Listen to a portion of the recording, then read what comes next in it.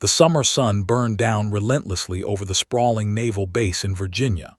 The asphalt shimmered under the heat, and the smell of gasoline, metal, and sweat hung thick in the air. Sergeant Mark's boots crunched against the gravel as he strode down the line of recruits, his eyes sharp, unblinking. He had spent 15 years in the Navy, rising through the ranks through sheer determination, iron discipline, and a reputation for never tolerating laziness. Today, however, his patience was thinner than the sun-baked air. "Move faster, eyes forward. This isn't a leisurely stroll in the park," he barked, voice booming over the hum of the training grounds. The recruits shuffled in unison, some trying desperately to keep pace, others sweating so profusely it was running down their faces like tiny rivers. Mark's gaze caught a figure struggling behind the line, a rookie. Her movements were awkward, uncertain, almost clumsy. She carried her helmet too high on her head, her uniform slightly disheveled. For a moment, Mark considered letting it slide, giving her the benefit of doubt. But every second she lagged increased his irritation. "Private, get it together," he roared, slamming his boot against the dirt. The rookie stumbled and nearly fell, her face flushing red. Mark's patience snapped. "Enough!" he shouted. He reached for the standard-issue chemical spray used in training, a harmless, yet startling disciplinary tool intended to simulate chemical warfare scenarios. It had a pungent smell, and even the light mist stung the eyes for a moment. Mark aimed carefully, intending to scare, to assert authority. The rookie froze. The tip of the spray hissed. In one impulsive motion, Mark released it. The mist hit her squarely, her mask fogging immediately. She coughed, backing away, hands flailing to wipe her eyes. The other recruits gasped, expecting tears, perhaps a panicked retreat. But what happened next left the entire line frozen in silence. The rookie lifted her mask slowly, deliberately. Mark froze. His jaw went slack. Every breath seemed to catch in his chest. The eyes that met his were icy, commanding, unyielding. They were not the eyes of a scared, clumsy recruit. They belonged to someone who had earned authority through fire, sweat, and sacrifice. "You," she said, her voice calm but sharp enough to cut through the summer air. Mark swallowed hard. "A sergeant, ma'am," he stammered, straightening up and trying to compose himself. But she didn't blink, she didn't flinch. "I am Admiral Hart," she said, with a tone that left no room for debate. The word Admiral hung in the air like a thunderclap. Mark's knees felt weak. Admiral Hart, the newly appointed commander of this base, had been standing right in front of him, incognito, observing training, and he had just sprayed her in front of dozens of recruits. A hush fell over the training grounds. Soldiers who had been practicing drills froze mid-step, uncertain whether to breathe, move, or speak. Mark's face burned hotter than the asphalt beneath his boots. Panic surged through him. This was career-ending. Every mistake he had made in the past seemed to flash before his eyes. Admiral Hart studied him silently, removing the remainder of the mist from her uniform. She didn't yell. She didn't even raise her voice. Yet her calm authority was more intimidating than any outburst Mark had ever faced. Her gaze bored into him, measuring, calculating, deciding. Mark's mind raced. Think fast, say something smart, apologize, defend your actions. "Ma'am, I was just," he began, but the words stumbled over themselves and died in his throat. Admiral Hart raised a single eyebrow. It was enough to silence him completely. She took a slow step closer, and Mark could feel the weight of her presence. The presence of someone who had commanded fleets, made life-or-death decisions, and earned unwavering respect from the toughest sailors in the Navy. "You sprayed me," she said, almost conversationally, "without knowing who I was." "Yes, ma'am," Mark admitted, barely above a whisper, his hands clenching at his sides. I thought you were a recruit. I didn't realize."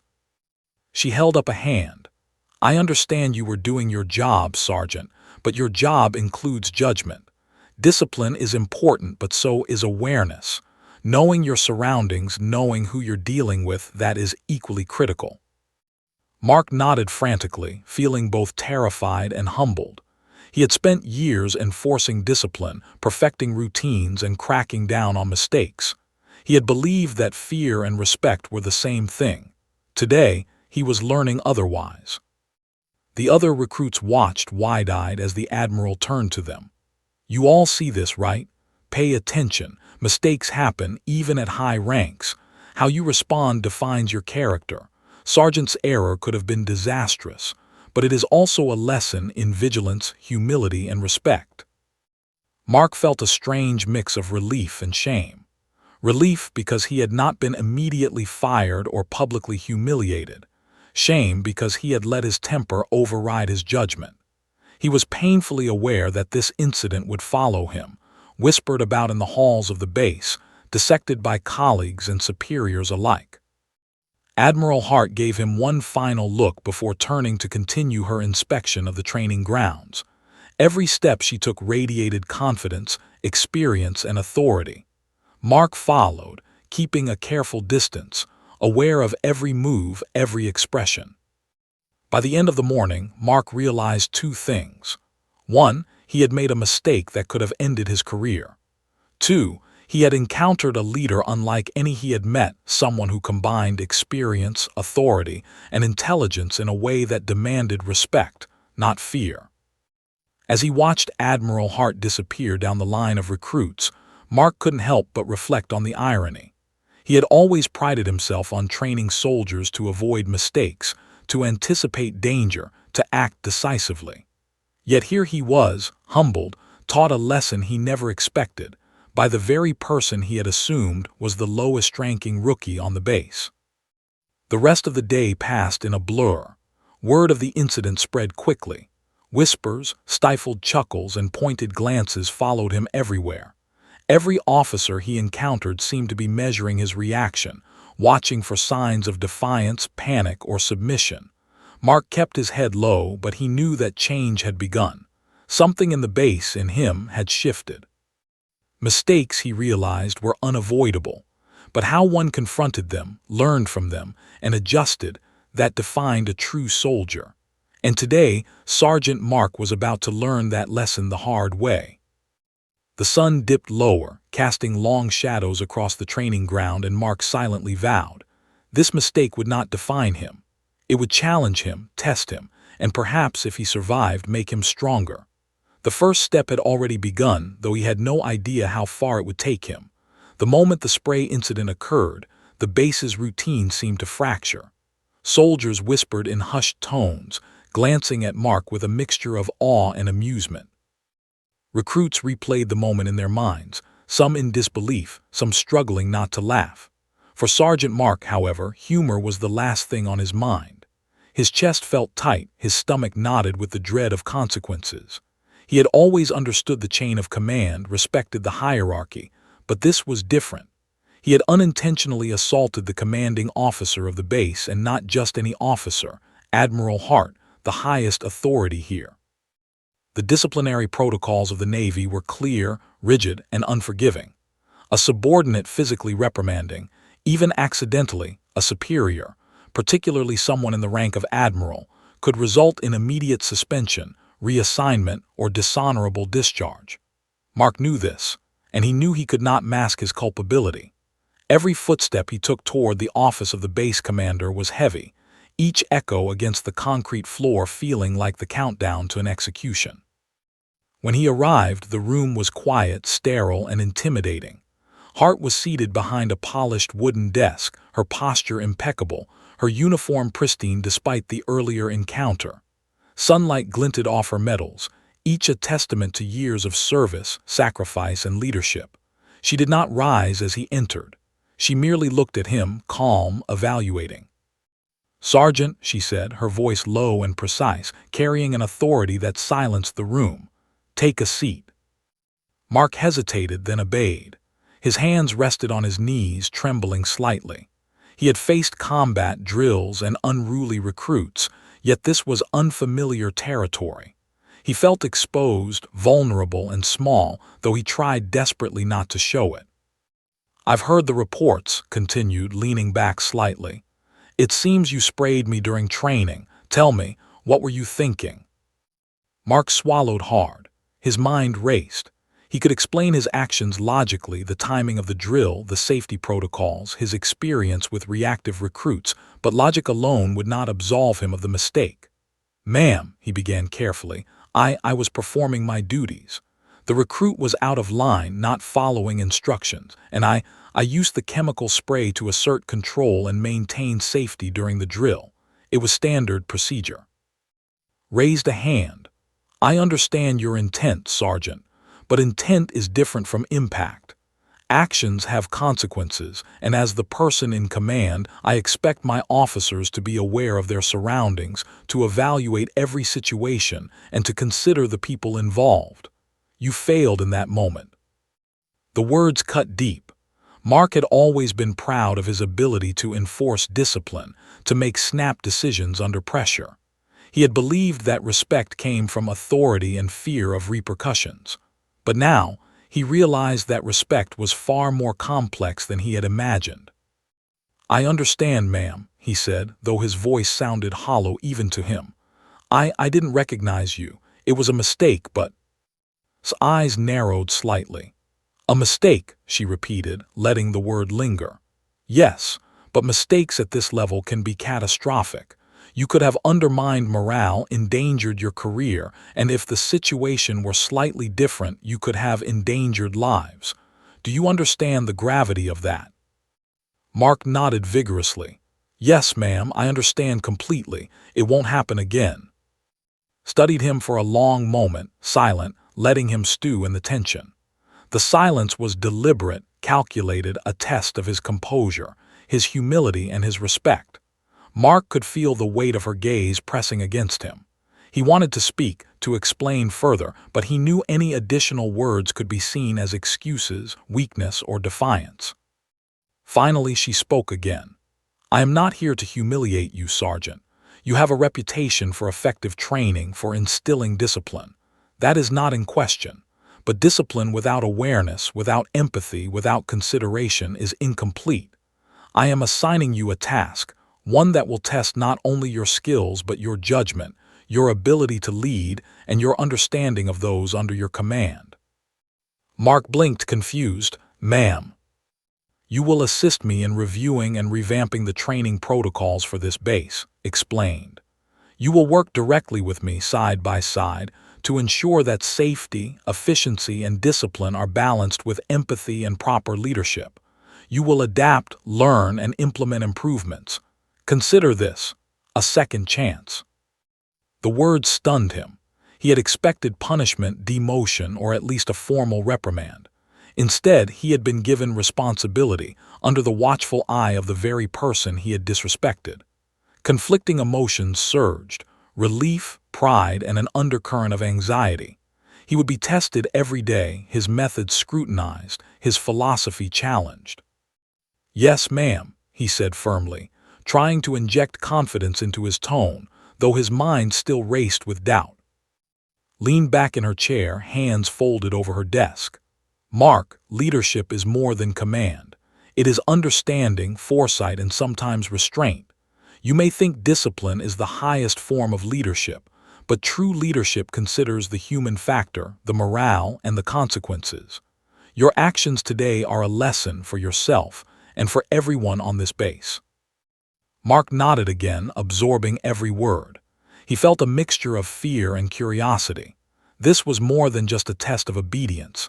It was a test of character. He had spent years instructing recruits, enforcing rules, and ensuring strict adherence to procedures. Yet, despite all that experience, he realized how little he truly understood about leadership at its core. The meeting ended with assigning him his first task: to review the morning drills, identify weaknesses, and propose improvements. Mark left the office with a heavy sense of responsibility pressing on his shoulders. He walked past the other officers who had been watching the meeting with barely concealed curiosity. Whispers trailed behind him, speculation, judgment, and some reluctant admiration. Throughout the rest of the day, Mark replayed the encounter over and over in his mind. Every action, every word, Every misjudgment seemed under Hart's scrutiny. He realized that this assignment was more than just a task. It was a chance to redefine himself, to prove that he was capable of leadership beyond mere authority. By evening, as the sun dipped below the horizon and shadows stretched across the training grounds, Mark found himself alone by the edge of the parade field. He watched recruits practicing maneuvers, their forms imperfect yet improving, and reflected on his own failures. Today had been a wake-up call, harsh, humiliating, yet transformative. He understood now that leadership was not about intimidation or control. It was about responsibility, awareness, and respect. Admiral Hart's words echoed in his mind. Discipline without awareness is incomplete. Mark made a silent vow. He would learn from this mistake. He would adapt, change, and become the kind of leader capable of earning true respect, not through fear but through understanding and integrity. Tomorrow, the drills would resume. The recruits would look to him for guidance, for assurance, and for strength. But this time, he would lead not just with authority but with awareness, empathy, and a commitment to doing what was right. The first chapter of his transformation had begun. The incident with the Admiral, though embarrassing, had planted the seed of a new understanding, one that would shape not only his career but the lives of everyone under his command. He tightened his jaw, squared his shoulders, and prepared for the challenges ahead. Mistakes could be forgiven, but only if lessons were learned. Mark was ready to face his first true test. The morning air was sharp and bracing, carrying the smell of salt from the nearby harbor. The recruits had already lined up in formation, their crisp uniforms and synchronized steps reflecting the early discipline instilled by Sergeant Mark. Yet beneath the surface, tension simmered. Every glance Mark cast toward the far end of the parade ground reminded him of yesterday's incident, the moment he had sprayed a rookie, only to discover that she was not a rookie at all. She was Admiral Hart, the commander of the base. Today, he would work alongside her. Mark approached cautiously, keeping his posture formal but controlled. Hart stood near the training obstacles, clipboard in hand, observing the recruits. Her eyes scanned every movement with the precision of a strategist, her presence commanding without raising her voice. Mark swallowed hard. The reality of his assignment hit him again. He was no longer just a drill sergeant enforcing discipline. He was now under direct observation, working with the very person he had humiliated. "Good morning," Sergeant said, her tone calm but sharp, cutting through the morning chatter. "Today, we will review the obstacle course drills and identify areas where your procedures could be improved. Follow my instructions precisely." Mark forced a nod, his pride warring with the need to comply. "Yes, ma'am," he replied, trying to hide the flutter of nervous anticipation. From the first step, the tension was palpable. Moved among the recruits with a keen eye, stopping at errors Mark had overlooked in previous drills. She corrected posture, adjusted grips, and questioned the timing of movements. Her methods were precise, calculated, and strategic, emphasizing safety and efficiency in ways Mark had rarely considered. Mark's initial instinct was to challenge her, to assert his authority. "Ma'am, the recruits need speed over precision at this stage. We can correct small errors later," he interjected, his voice firm but tinged with frustration. His eyes met his, steady and unyielding. "And risk injury. That is not acceptable, Sergeant. Discipline is meaningless if your methods compromise safety. Speed without awareness is dangerous. You may have enforced compliance in the past, but leadership requires foresight, judgment, and accountability, something your approach seems to underestimate." Mark clenched his jaw, resisting the urge to argue further. He had spent years perfecting drills, enforcing absolute compliance, and maintaining strict discipline. Now, every method he relied on was being questioned, scrutinized, and in his mind, challenged unnecessarily. Yet as he observed interact with the recruits, a small part of him couldn't deny the effectiveness of her approach. The recruits responded to her calmly confident authority, performing exercises with a mix of precision and focus he had never witnessed before. Even minor mistakes were corrected in a way that reinforced learning rather than fear. The day wore on in a series of tense, alternating moments of cooperation and confrontation. Mark would suggest methods rooted in experience, would counter with strategies based on analysis and foresight. Arguments flared, sometimes in front of recruits, leaving the soldiers whispering in confusion and awe. Yet beneath the surface, a transformation was occurring. Mark began to notice nuances in Sa's approach he hadn't considered. She didn't rely solely on authority or intimidation. Instead, she created an environment where recruits understood the reasoning behind every instruction, which fostered compliance and initiative simultaneously. Mark realized that fear might command obedience, but understanding commanded respect, a subtle, far more powerful tool than he had ever employed. During a mid-morning break, Mark found himself walking alongside toward the water training area. "You really think they'll retain all this if we overload them?" he asked, still skeptical but curious. "They won't," she admitted. "Not without repetition and proper feedback, but they will understand the principles. Discipline is not the goal, competence is, and competence saves lives. That is the lesson most soldiers fail to grasp." Mark nodded slowly, realizing the truth in her words. For all his years of experience, he had focused on compliance over comprehension. He had demanded obedience, sometimes at the expense of learning. His methods challenged him, and yet he couldn't deny their efficacy. By afternoon, the initial friction between them had evolved into something more dynamic. Arguments became discussions. Corrections became suggestions. The recruits noticed the change, responding to both with heightened focus and energy. There was tension, yes, but also a growing synergy. Still, Mark's pride was never far from the surface.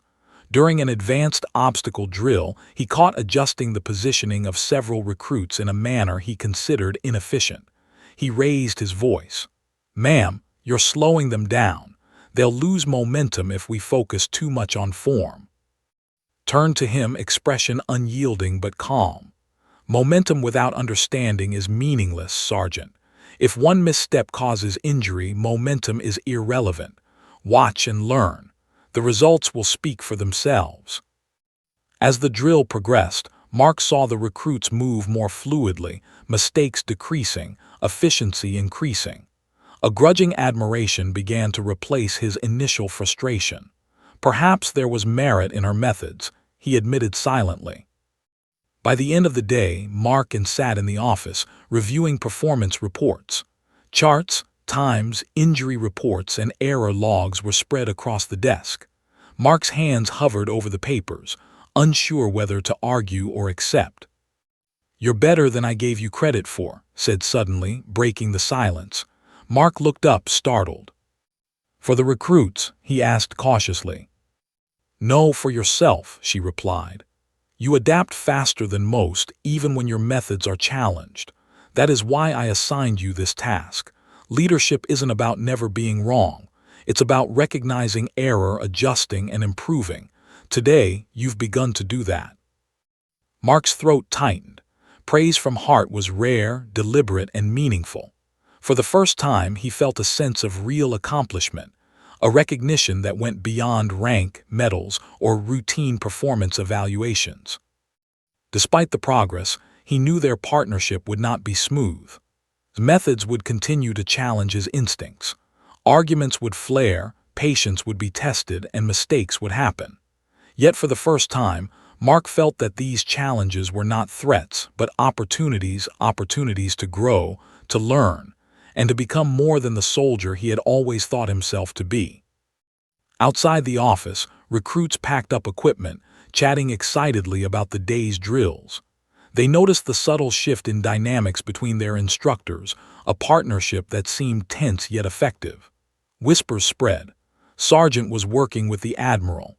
Some were impressed, some skeptical, but all knew that today's training had been exceptional. As Mark walked back to his quarters that evening, he replayed the day's events in his mind. The conflict, the arguments, the grudging moments of agreement, all of it had taught him something vital. Authority alone could not inspire. Fear could not instill true competence. Hart had shown him that leadership demanded balance, firmness and empathy, discipline and awareness, control and understanding. Mark realized that his perception of leadership had shifted irrevocably. He had once believed that strict enforcement of rules was the pinnacle of command. Now, he understood that the heart of leadership lay in cultivating respect, comprehension, and trust. Tomorrow would bring new drills, new challenges, and perhaps new disagreements. But Mark felt ready to face them, not with arrogance or blind confidence, but with the determination to grow, to adapt, and to become the leader Hart clearly saw he could be. And though he would never admit it out loud, he also felt something else, a spark of curiosity, even admiration, toward the Admiral who had humiliated him only yesterday, and yet, in doing so, had opened a door he hadn't known existed, the door to real leadership. The morning sun barely pierced through the mist rising from the harbor as Sergeant Mark walked toward the training grounds. The events of the past few days replayed constantly in his mind. Working alongside Admiral Hart had been an unexpected challenge, her methods precise, calculated, and sometimes frustratingly unconventional. Yet, amidst the tension, he could no longer deny the effectiveness of her approach. The recruits were responding better than ever, performing with a level of precision, confidence, and awareness Mark had never seen. But something about still puzzled him. Beneath the unshakable composure and sharp intellect, he sensed an intensity, a depth that went beyond the experience of any base commander he had encountered. Today, curiosity overcame caution. He resolved to understand her methods not just as instructions, but as the philosophy behind her leadership. During the morning drill, approached him as the recruits began a tactical navigation exercise. She said, voice calm but firm, "You need to understand why certain errors occur. Discipline alone doesn't prevent mistakes. Understanding the root causes does." Mark frowned. "I do understand, ma'am. They're inexperienced, untrained, nervous. That's why I enforce strict drills." Shook her head subtly. "No, that's an assumption. True leadership comes from empathy, from knowing what your soldiers have endured and what they fear. You can't see the full picture unless you've walked in their shoes or been forced to face similar trials yourself." Her words lingered in his mind long after the drill ended. During the lunch break, he followed her to a quiet courtyard where she often reviewed reports in solitude. Sitting across from her, he took a deep breath. "Ma'am, can I ask you something personal?" Looked up, raising an eyebrow. "Depends how personal." Mark hesitated, then plunged ahead. "Why do you push so hard? You've seen everything: combat missions, losses. You could just manage things from the office, keep the base running. Why go undercover? Why involve yourself directly in drills?" Studied him for a moment, her eyes distant yet focused, as if weighing whether to reveal the truth. Then she spoke, her voice quiet but unwavering. "Because I've lost people, Sergeant. People who trusted me, who depended on training I helped design. We failed them once because the system was flawed. I don't want that to happen again. Not here. Not on my watch. I need to see things as they truly are, from the ground up, from the perspective of every soldier, every recruit." Mark felt a weight in his chest, an understanding dawning that went beyond professional respect. This wasn't bureaucracy or a need to control. It was personal. It was the kind of accountability that stemmed from tragedy, from loss, and from the realization that leadership carried a moral weight far heavier than rank or medals. "You've seen death?" Mark asked, almost whispering. His gaze hardened for a moment and then softened. "I've seen the consequences of mistakes. I've seen my decisions cost lives. And I've seen what happens when discipline isn't balanced with awareness, empathy, and foresight. That's why I'm here in these drills every day. That's why I test, observe, and correct, because I refuse to lose anyone unnecessarily." Mark nodded slowly, feeling a mix of guilt and admiration. For all his strictness, he had never truly grasped the emotional stakes behind leadership.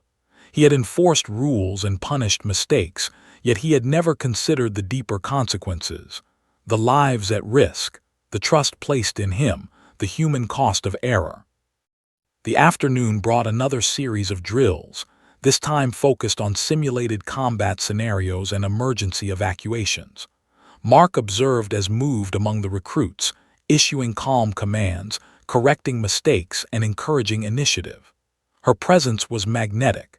Even when she wasn't speaking, the soldiers responded, motivated by the awareness that her authority was earned, not demanded. During a tactical simulation, a rookie panicked at the sight of a smoke-filled corridor. Mark instinctively moved to discipline, ready to enforce procedure, but was faster. She stepped in, guiding the recruit calmly, instructing him on breathing techniques, situational awareness, and proper maneuvering. The rookie followed, eventually completing the exercise without incident. Mark watched, a knot loosening in his chest. He realized that discipline could not replace guidance, that fear could not inspire courage. True leadership, had shown him, was about empowerment, understanding, and responsibility, balancing toughness with compassion. Later, as they reviewed reports on the day's exercises, turned to him. She said, voice softer than usual, "I've been observing you closely. Your strict, demanding, and relentless qualities every effective sergeant must have. But you sometimes overlook the individual, the human element. If you embrace that, your potential, it's remarkable. You could inspire, not just enforce. You could lead in a way that saves lives before mistakes happen." Mark absorbed her words, feeling a profound mix of humility and determination. For the first time, he realized that the humiliation of yesterday, spraying the wrong rookie, had been the catalyst for transformation. His challenge was not punishment, it was opportunity. He had been forced to confront the limitations of his approach, and in doing so, he had glimpsed the higher form of leadership he had never thought possible. The recruits began to take notice. The dynamic between the two instructors was evolving.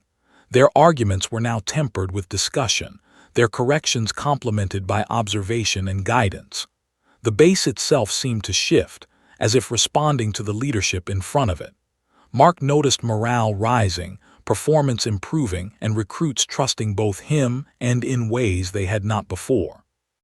As the day ended, Mark remained at the training ground watching the sunset glint off the water beyond the base. Approached quietly, not demanding attention but simply observing. "You've grown today," she said. "Not perfect, not flawless, but aware. That awareness, it's what separates a sergeant from a leader. Remember it." Mark nodded, humbled yet energized.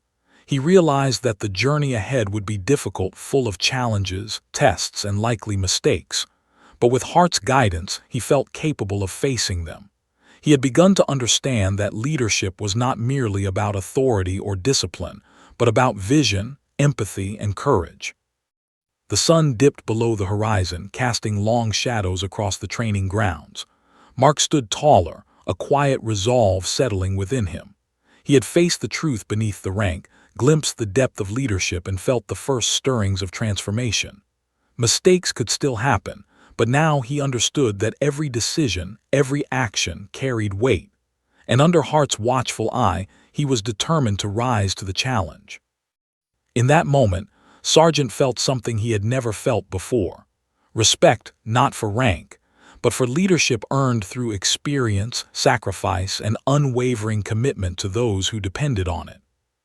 And for the first time, he looked forward to the days ahead, not with fear of failure, but with the determination to grow, to adapt, and to become the kind of leader capable of inspiring those around him.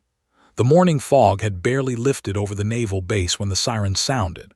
What had been planned as a routine chemical attack drill had quickly escalated into chaos. Sergeant Mark stood at the edge of the training field, clipboard in hand, watching recruits rush through their exercises. Everything had seemed under control, until the first hiss of smoke erupted from a malfunctioning dispersal system. Mark froze, instincts kicking in. "Everyone evacuate, move to the designated safe zones," he shouted. Recruits scrambled in every direction, coughing and waving their arms, some tripping over obstacles in panic. His heart pounded. This wasn't a drill anymore, the system had failed, and the gas, though intended to be non-lethal, was overwhelming the training grounds. From across the field, Admiral Hart appeared, moving with calm authority through the haze. Despite the smoke and panic, her voice rang clear. Assess the situation, prioritize safety, evacuate the recruits first. Mark's mind raced. Standard protocol demanded he maintain command from the perimeter, ensuring order while medical teams were deployed. But his instincts screamed at him. There were recruits trapped, some incapacitated, and time was critical. Without thinking, he ran toward the thickest concentration of smoke, ignoring orders to stay back. "Sergeant, fall back," shouted, but Mark had already disappeared into the chaos.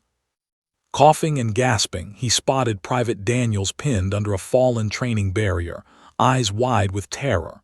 Mark hoisted him free, shouting instructions as he dragged him toward the safety line. Around him, recruits were disoriented, tripping over each other, some collapsing to the ground. Every second mattered. Every choice could save or endanger lives. Then he saw another group, trapped near a malfunctioning chemical dispersal unit. Smoke billowed thickly, and the alarm bells rang shrill in his ears. His chest burned, lungs strained, but he couldn't stop. He would not leave them. Through the haze, figure emerged again, moving with precision and decisiveness. She was right beside him, guiding trapped recruits, clearing debris, issuing commands. Her presence was a steady anchor in the panic, and despite her rank, she moved like any soldier trained to survive the chaos of combat. Mark's pride swelled, not in himself, but in her leadership. She was fearless, composed, and determined, qualities he had respected before, but never fully understood until now. Side by side, they led the recruits through the maze of smoke and obstacles, every decision split-second, every movement critical. One of the recruits coughed violently, disoriented, falling backward into the smoke. Mark lunged forward instinctively, catching him by the arm, but the gas was stronger than anticipated. His vision blurred, chest tight, and strength waned. "Mark!" shouted, noticing his stagger. She didn't hesitate. Sprinting through the thick haze, she grabbed him by the arm, pulling him toward safety. Together, they continued, refusing to stop until every recruit was accounted for. Finally, after what felt like an eternity, the last recruit was safely evacuated. Mark collapsed to the ground, coughing violently, gasping for air. Knelt beside him, checking his condition quickly and efficiently. "You're going to be fine," she said firmly, her calm tone a stark contrast to the chaos that had unfolded. He shook his head, trying to speak. I almost didn't." "You almost didn't what?" she interrupted, her voice steady. "You saved them, that's what matters. Bravery without results is meaningless. Results without courage are worthless. Today, you did both." Mark struggled to breathe, his chest heaving. He felt exhaustion settle deep into his muscles, but also a strange surge of pride not in himself alone, but in the partnership that had allowed them to save lives. As medics arrived to escort him to the infirmary, remained at the scene, ensuring every recruit was accounted for and decontaminated. The base had watched in awe. Whispers spread. The sergeant who had humiliated the Admiral just days ago had risked his life, and the Admiral herself had been in the thick of danger, guiding and saving. In the infirmary, Mark lay on a cot, monitors beeping softly. He had never felt so vulnerable nor so alive. Entered quietly, her expression unreadable. She pulled up a chair beside him and sat, studying him closely. "You acted decisively," she said, her voice softer than usual. "You risked yourself to protect others. That is the difference between obedience and true leadership. Today, you showed courage, the kind that matters when it counts." Mark's throat tightened. He had always believed that leadership was about enforcing rules, maintaining order, and demanding respect. Today, he learned that leadership was also about sacrifice, courage, and protecting those under your command, even when the rules didn't dictate it. "You saved lives today," continued, her gaze steady. And you did it because you understood the stakes, not because you were told to. That is rare, very rare. Mark tried to speak, but words failed. He simply nodded, letting the weight of her words sink in. For the first time he felt recognized, not for rank, not for medals, but for his actions and judgment under pressure. The aftermath of the drill brought waves of recognition and attention. The incident was reported up the chain of command, detailing the courage of the sergeant and the admiral's decisive leadership. For the first time, Mark felt a complex mix of relief, pride, and a newfound understanding of his own capabilities. He realized that mistakes, like the one that had begun this journey, were sometimes the catalysts for growth, forcing introspection and learning that routine drills could never teach. As the evening descended, Mark walked through the now empty training grounds. The sun glinted off puddles left by the decontamination process, casting long shadows that mirrored their own reflections. They walked side by side, a silent acknowledgement passing between them. Neither needed words. The events of the day had spoken volumes. Mark glanced at, noticing something he had not before, not vulnerability but humanity. Beneath the medals and the rank was a person who had seen loss, faced danger, and carried the weight of responsibility without faltering. He felt a quiet admiration, tempered by humility. "Thank you, ma'am," he said finally, voice steady despite lingering exhaustion. Nodded, her eyes meeting his. "No, thank you. Today you proved something important. You are more than a sergeant. You are a leader capable of courage, judgment, and compassion. Remember this, not the mistake, not the humiliation, but what you did today." Mark felt a warmth he hadn't expected. Respect, understanding, and a subtle bond forming that transcended rank or previous conflicts. He realized that their partnership was no longer simply about drills, reports, or training protocols. It was about trust, mutual reliance, and shared responsibility, the very essence of leadership under pressure.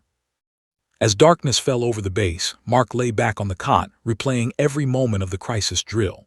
The panic, the smoke, the fear, and above all, the courage, decisiveness, and collaboration that had allowed them to save lives. He thought back to the first day he had sprayed the rookie, now remembering the look in her eyes. Fear, authority, and unspoken judgment.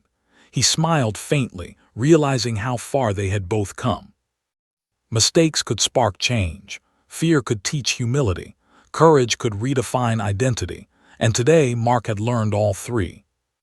The night was quiet, yet in the stillness, he felt a stirring, the sense that his journey had only just begun. With Hart by his side, challenging him, guiding him, and testing him, he knew that every drill, every decision, and every action from this day forward would shape not only him, but the lives of the recruits who depended on him. And for the first time in his life, Mark understood the true meaning of leadership. It was not about fear, rank, or authority. It was about courage, responsibility, and the lives you protected every single day. The base was quiet the morning after the chemical drill disaster, but the atmosphere was charged with tension and anticipation. Soldiers whispered in corridors, some nodding with admiration, others speculating on the consequences of the previous day's chaos. Sergeant Mark moved through the mess hall, coffee in hand, observing the recruits. They were alert, disciplined, and more confident than he had ever seen. There was a noticeable energy in the air, a renewed focus, and it all stemmed from yesterday's crisis. Mark's mind, however, was not on the recruits. It was on the events themselves, the smoke, the panic, the decisions made in the thick of danger, and the presence of Admiral Hart beside him at every critical moment. He replayed each choice, each instinctive action, and the profound realization that he had begun to grasp the essence of true leadership. Authority alone was insufficient. Courage, empathy, and judgment were equally essential. By mid-morning, the Admiral called a meeting in her office. Officers, sergeants, and even a few senior staff were present. Mark hesitated at the doorway, uncertain if he belonged, but nods signaled him forward. He stepped in, standing at attention as she began to address the assembly. "Yesterday," she began, voice calm yet carrying authority that drew the room to silence, We faced a situation that could have turned tragic. Due to equipment malfunction, the chemical dispersal drill escalated beyond its intended scope. Mistakes were made, but actions taken by those on the ground prevented disaster. I want to acknowledge the courage and initiative displayed by those involved." All eyes turned to Mark. The weight of their attention pressed against him, yet he remained composed. He could see admiration, relief, and a hint of curiosity in their faces. Continued, her tone deliberate, ensuring every word carried impact. Sergeant Mark demonstrated decisive leadership under extreme pressure. Without hesitation, he acted to protect recruits at personal risk. His actions exemplify courage, quick thinking, and the ability to inspire those under his command. He is a model of what true leadership entails. The room erupted in muted applause, whispers of approval and respect filling the space. Mark's chest tightened, and a strange combination of pride and humility washed over him. Recognition was rare in his career, acknowledgement of effort and courage even rarer. He had expected reprimand, perhaps disciplinary action, and yet here he stood, praised for the very initiative that had kept lives safe. His gaze met his across the room, steady and unwavering. There was no condescension, no patronizing tone, only respect. Mark's throat tightened as he realized the full extent of her approval. She had watched him not only survive the chaos but grow through it, and she had publicly validated his courage and leadership. After the meeting, the officers dispersed, leaving Mark alone within her office. She gestured to a chair. "Sit," she said. "I want to speak privately." Mark obeyed, curiosity and apprehension mingling in his chest. Sat opposite him, her expression unreadable yet thoughtful. "You handled yesterday exceptionally well," she began. "Not because of training alone, but because you adapted. You understood the stakes, prioritized human life over procedure, and acted decisively. That is rare. Most would have hesitated or followed protocol blindly. You didn't." Mark swallowed hard, feeling both relief and the weight of her words. "Thank you, ma'am, but I couldn't have done it without your guidance. You were there, right alongside me." Nodded. "I was. And I observed something else, something equally important. You didn't just follow orders or react instinctively. You calculated, adapted, and inspired those around you. That is why I assigned you to work with me. Not to punish you for the mistake of the rookie incident, but to cultivate potential, leadership potential that, frankly, many officers fail to realize." Mark felt a surge of gratitude. He had spent years enforcing strict discipline, assuming that authority alone defined his effectiveness. Hart had shown him otherwise. Mistakes could become opportunities for growth. Failure could be the seed for transformation. I didn't realize it at first," Mark admitted quietly. "I thought working with you would be punishment. I didn't understand why you challenged every decision I made." She smiled faintly. "That was the point. To challenge you, to push you beyond comfort zones, to make you think differently about command, responsibility, and leadership. Yesterday proved that you have begun to internalize those lessons." The office fell silent for a moment, each reflecting on the events of the previous day. Mark could still feel the ache in his lungs, the tension in his muscles, and the adrenaline that had carried him through the crisis. Yet beneath it all, he sensed a profound shift in himself, a transformation he hadn't anticipated. His expression shifted subtly, becoming slightly more guarded. "However," she continued, "while we've handled the immediate crisis, there are concerns I need to address. Not all issues are external. Equipment malfunctions are one thing, but there are indications of irregularities within the base itself, procedural errors, negligence, and potentially intentional sabotage. Someone has tampered with the chemical dispersal units. We cannot ignore this." Mark's eyes widened. "Sabotage?" he asked, feeling a sudden surge of alertness. The adrenaline of yesterday returned, sharper, more focused. "Within the base?" Nodded. "Yes. It appears to be deliberate, though we do not yet know the perpetrator. We will investigate carefully, methodically. But I want you to understand that leadership also requires vigilance beyond drills and protocols. Trust must be earned, even among those who hold rank. Be aware, observe, and act decisively if necessary. Mark's mind raced. The stakes had escalated. Leadership was no longer just about training and drills. It was now about detecting threats, protecting personnel, and ensuring integrity within the ranks. The lesson from yesterday applied again. Courage, awareness, and judgment were paramount. As the day progressed, Mark returned to the training grounds with renewed focus. Recruits performed exercises with precision and energy, yet he noticed subtle anomalies. Certain equipment had been misaligned, reports of errors that seemed inconsistent, and behavior from a few officers that raised concern. His words echoed in his mind. Vigilance, observation, and careful judgment were now essential parts of leadership. In the evening, Mark reflected on the day's events from his quarters. Recognition had been satisfying, yes, but more valuable was the insight he had gained. Hart had not only saved lives yesterday, but had also taught him the intangible aspects of leadership, judgment, empathy, and awareness. And now, with the hint of internal threats, he realized that his role would be tested in ways beyond drills, beyond authority, and beyond obedience. As he prepared for rest, he thought about the journey that had begun the day he sprayed the wrong rookie. That moment of humiliation had been the spark. It had led to mentorship, growth, and a perspective he had never considered. Mistakes could be painful, but they could also illuminate paths to leadership he had never imagined. The night air was cool, carrying the scent of the harbor. Mark gazed out the window, silently committing himself to the responsibilities ahead. He would face the coming challenges, sabotage, scrutiny, and the evolving demands of leadership with vigilance, courage, and determination. Admiral Hart's earlier words echoed in his mind. Leadership is more than authority. It is courage, responsibility, and awareness. It is protecting those under your command and inspiring them to trust and follow you willingly. Mark understood now. Yesterday he had led through action. Today he would lead through observation, vigilance, and integrity. The foundation of trust had been laid, and the base itself seemed to sense it.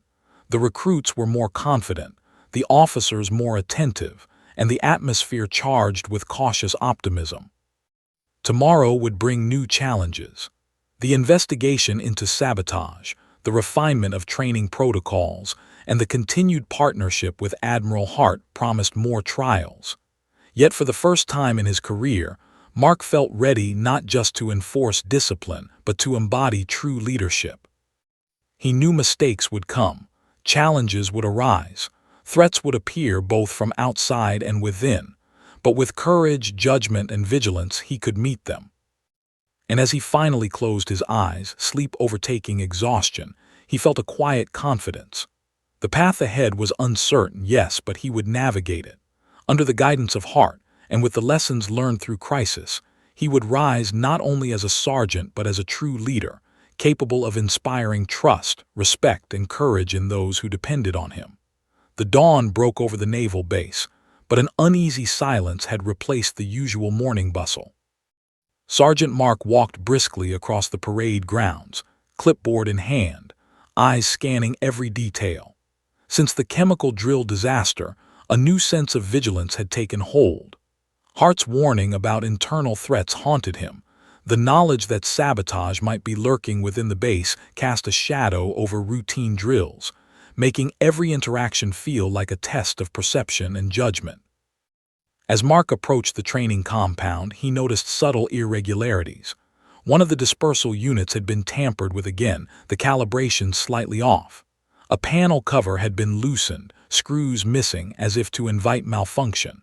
Mark's pulse quickened. Whoever was responsible wasn't sloppy, they were deliberate, patient, and clever. The base itself felt like a labyrinth of potential threats. He radioed, keeping his voice calm. "Ma'am, I've found another irregularity with the training units. It's subtle but intentional. Someone's trying to sabotage our drills again." Her voice crackled through the speaker, precise and measured. I've been monitoring reports. Good work noticing this early. Do not confront anyone directly yet. Observe, gather evidence, and maintain operational security. I'll join you in the control room in 20 minutes. Mark nodded silently, even though she could not see him. Observation, patience. That was the key. He understood now that leadership was not just about courage under fire but also about prudence, investigation, and calculated action. By mid-morning, arrived, moving with quiet authority through the compound. She examined the unit with meticulous care, then turned to Mark. These modifications are subtle, but the intent is clear. Whoever did this understands the systems and has access to restricted areas. That makes this a serious internal threat. We need to find the culprit without alerting them. Mark's jaw tightened. So, someone on the base is working against us. Yes, confirmed, her eyes steely. And they are patient, calculating, and dangerous. Our priority is containment, ensuring that training continues safely while we gather evidence.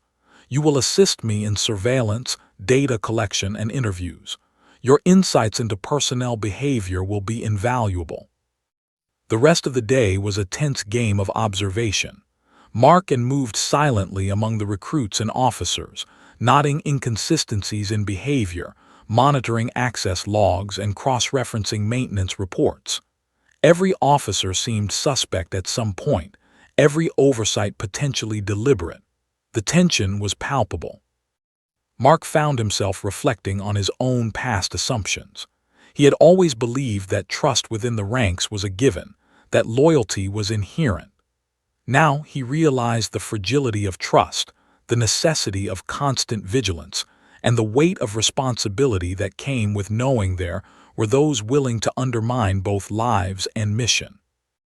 During an afternoon sweep of the training facilities, Mark noticed Sergeant Hayes, a longtime instructor with an impeccable record, acting unusually. He lingered near the chemical dispersal units longer than necessary, wiping sweat from his brow but avoiding eye contact. Mark's instincts, honed through experience and reinforced by mentorship, told him this behavior was suspicious. He whispered into his radio, "Ma'am, Hayes is near the units again. I think he's hiding something. I'm going to observe discreetly." His response was immediate, her voice calm but commanding. "Do not confront him directly. Continue observing. Document everything. We need undeniable evidence before action." For the next hour, Mark shadowed Hayes, recording anomalies, noting timing discrepancies, and carefully logging every action. Each movement, each glance seemed calculated, deliberate. By the end of the observation, Mark had gathered enough circumstantial evidence to raise serious concern. Yet he knew it wasn't enough for definitive proof. That evening in the control room reviewed the day's findings. Screens displayed logs, surveillance footage, and maintenance reports. Mark provided his detailed observations. Together, they pieced together a troubling pattern: unauthorized access, irregular calibrations, and repeated near malfunctions, all pointing toward one individual. "This is serious," Mark said quietly, tension tightening his chest. "If we don't catch him, someone could get hurt, or worse." His gaze was sharp. "Exactly, and that is why precision and patience are critical. Acting too soon could alert him. Acting too late could be catastrophic. We must strike a balance." As night fell, the base quieted, but Mark remained vigilant. Surveillance continued, systems monitored, and contingency plans refined. The tension between them was no longer friction. It was collaboration born of trust. Mark had come to understand the depth of strategic mind, her ability to anticipate threats, and the immense responsibility she carried as the base's commander. Late into the night, Mark reviewed access logs one more time. A pattern emerged, a recurring entry at odd hours, followed by minor but significant adjustments to equipment. The name that surfaced was unmistakable: Sergeant Hayes. Mark's pulse quickened. This was the internal threat had warned him about, the sabotage that could have turned deadly. He informed immediately, and she arrived within minutes. Together, they planned a careful confrontation, ensuring safety while gathering absolute evidence. It was a delicate operation, requiring precision, timing, and psychological insight. The next morning, Hayes entered the control room under the pretext of routine maintenance. Mark and monitored from hidden cameras, watching his every move. Hayes approached the dispersal units, tools in hand, and began his usual adjustments. Now whispered. Mark activated the lockdown protocol remotely, sealing exits while alerting security personnel to monitor all access points. Hayes froze, realization dawning as security closed in. "You're under investigation for sabotage, Sergeant Hayes," said firmly as officers approached. Hayes tried to resist, but the evidence was overwhelming, recorded irregularities, logs, and surveillance footage. He was escorted to confinement, his smirk replaced by a mix of shock and anger. Mark exhaled, tension leaving his body in a slow, measured release. The threat had been neutralized without endangering anyone. He looked at, who met his gaze calmly but with a subtle hint of approval. "You handled this well," she said. "Observation, patience, judgment, these are critical aspects of leadership. Courage is not always about action in the field. Sometimes it's about restraint, awareness, and intelligence." Mark nodded, a sense of accomplishment mingling with newfound humility. He realized that leadership was multifaceted, not just discipline, courage, or decision-making in crises, but vigilance, strategic thinking, and the ability to see beyond immediate appearances. Over the next few days, the base returned to routine, but the tension of recent events lingered.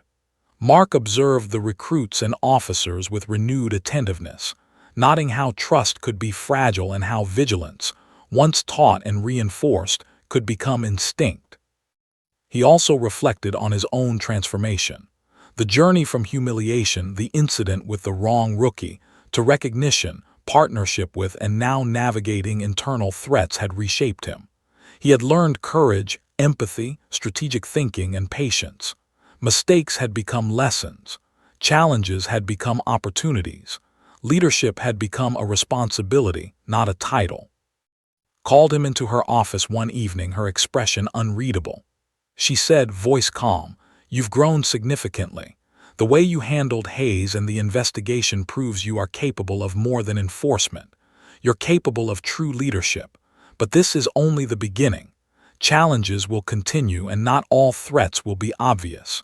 Remember, vigilance, integrity, and courage are your most valuable tools." Mark understood.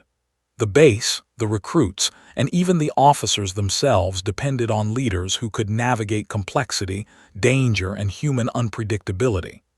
The events of the past weeks had forged him, tempered him, and prepared him for responsibilities beyond drills and routines. As he left the office, the night air was cool and silent. Stars reflected in the harbor waters, serene yet distant. Mark walked with a sense of purpose, aware of both the fragility and resilience of the world he was entrusted to protect. He knew that challenges, both seen and unseen, lay ahead. But he also knew that he was no longer the same sergeant who had blindly enforced rules.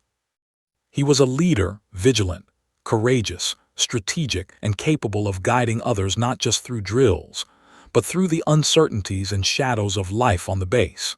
And beside him, Admiral Hart remained both mentor and partner, challenging him, guiding him, and teaching him that leadership was as much about insight and integrity as it was about courage and discipline. The base was alive with energy that morning, but it was different, steadier, more disciplined, yet underpinned by confidence rather than fear. Sergeant Mark moved among the recruits, observing their exercises with a keen eye. The drills were sharper, more coordinated, and each recruit carried themselves with assurance. There was a quiet satisfaction in watching their progress, knowing that the chaos of the past weeks had forged resilience and competence within them. Mark's thoughts, however, were not on the drills alone. He reflected on the journey that had brought him here, from the humiliating first day when he had sprayed the wrong rookie, through the intense mentorship under Admiral Hart, to the crisis of the chemical drill disaster, and finally to the confrontation with internal sabotage. Each event had chipped away at old assumptions and rebuilt him into a leader he barely recognized in the mirror, yet one he respected. By late morning, called him to her office. The air was calm but carried the weight of authority and purpose. Mark entered, standing at attention as she gestured for him to sit. She began, voice even but commanding. Today is about reflection, recognition, and planning for the future. The base has witnessed your growth, and so have I your performance in recent events, particularly handling the chemical drill disaster and uncovering sabotage, demonstrates qualities of leadership far beyond your rank. Mark straightened, pride tempered with humility. Thank you, ma'am. I couldn't have done it without your guidance. His gaze softened slightly, though her sharpness remained. Guidance is only a tool. The courage, judgment, and initiative you displayed are yours. You adapted, learned, and acted decisively. That is what leadership truly demands. Today, I want to formally recognize your accomplishments and provide you with a path to further responsibility. Mark listened, absorbing every word. He had never expected such acknowledgement. Recognition in the military was often bureaucratic, impersonal, or delayed. This, however, was personal, sincere, and transformative. Continued, presenting a formal commendation for bravery and leadership. This recognition is not just for yesterday, but for the cumulative growth I have observed. You've earned trust, respect, and a responsibility to lead by example. I expect you to continue mentoring recruits and guiding officers, instilling in them the values you've demonstrated: courage, integrity, vigilance, and empathy. Mark felt a surge of emotion he struggled to contain. Pride, humility, and gratitude intermingled. The journey from humiliation to recognition had been arduous, but it had forged him into something more than a sergeant. It had forged him into a true leader. After the formalities and Mark walked together across the parade grounds. The morning sun reflected off the water, glinting like polished steel. Recruits marched in formation, drills executed with precision and confidence. Mark's eyes lingered on them, noting subtle improvements he might have overlooked before. The way they supported each other, corrected mistakes without fear, and maintained awareness of their surroundings. The lessons had instilled were not just operational, they were cultural, shaping the very ethos of the base.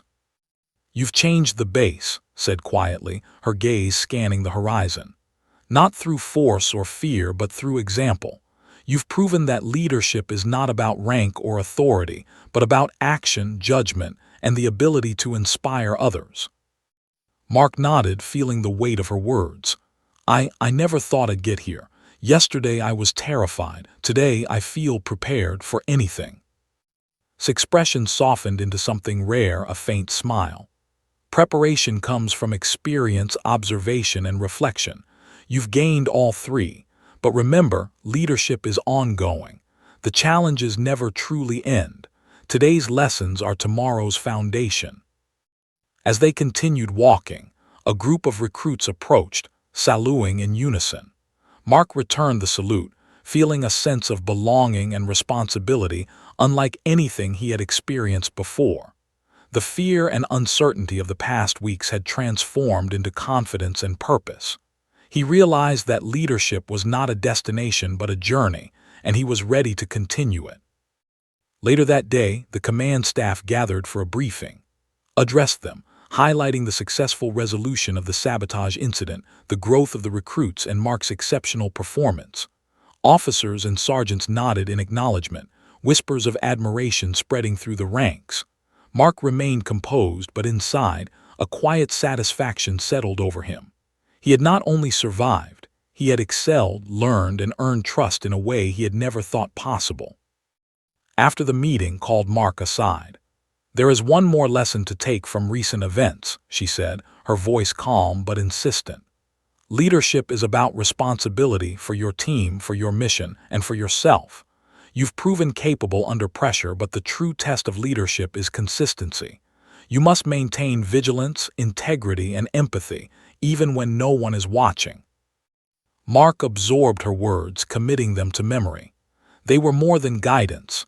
They were a mantra for the future, a standard by which he would measure every action, decision, and interaction. The afternoon was spent reviewing training procedures, implementing safety measures, and reinforcing operational protocols. Mark noticed subtle changes in his approach. He observed before correcting, explained before enforcing, and guided with patience instead of intimidation. Recruits responded enthusiastically, displaying initiative and competence that reflected the lessons of recent weeks. As evening fell, the base quieted. Mark found himself standing at the edge of the harbor, the water calm and reflective. Approached, her presence a steady anchor. "You've come a long way," she said quietly. "From that first day of humiliation to now, you've grown into a leader capable of handling crisis, inspiring trust, and making difficult decisions with integrity. Few achieve this level of growth in such a short time." Mark turned to her, gratitude and respect shining in his eyes. "I couldn't have done it without you, ma'am. You challenged me, guided me, and forced me to see leadership differently. I owe a lot to your mentorship." His eyes softened, a rare warmth breaking through her usually steely demeanor. "Mentorship is a tool. You did the work. You faced your mistakes, learned, and acted decisively. That is why you've grown. Recognition is deserved when action reflects learning, not when words are spoken." Mark nodded, understanding the depth of her statement. He had learned more than procedures or tactics. He had learned what it meant to lead, to inspire, and to bear responsibility with integrity and courage. The stars reflected on the calm water, serene and infinite. Mark felt a quiet sense of completion, not the end of a journey, but the culmination of growth forged through adversity, challenge, and guidance. Turned to him, her voice steady. "Remember this, leadership is not static. It evolves, challenges you, and demands more than you thought possible. You've proven capable, but the journey continues. Lead wisely, act decisively, and protect those who trust you. That is your charge." Mark felt a profound sense of purpose. He had been tested, humbled, and transformed. Mistakes had become lessons. Challenges had become opportunities. Fear had become courage. And above all, he had learned that leadership was not a title. It was action, responsibility, and the ability to inspire trust and respect in others. As he watched the sun set over the harbor, Mark felt a quiet determination. The base, the recruits, and the officers depended on capable leaders, and he was ready to be one. Under the guidance of Admiral Hart, he had learned the true meaning of leadership: courage, vigilance, empathy, and unwavering commitment. And for the first time, he knew that whatever challenges lay ahead, sabotage, crises, or unforeseen trials, he would face them with confidence, integrity, and the knowledge that true leadership was forged in the crucible of experience, humility, and courage. The journey had been arduous, the lessons hard-earned, but Mark was no longer just a sergeant enforcing rules. He was a leader tested, transformed, and ready to inspire those around him.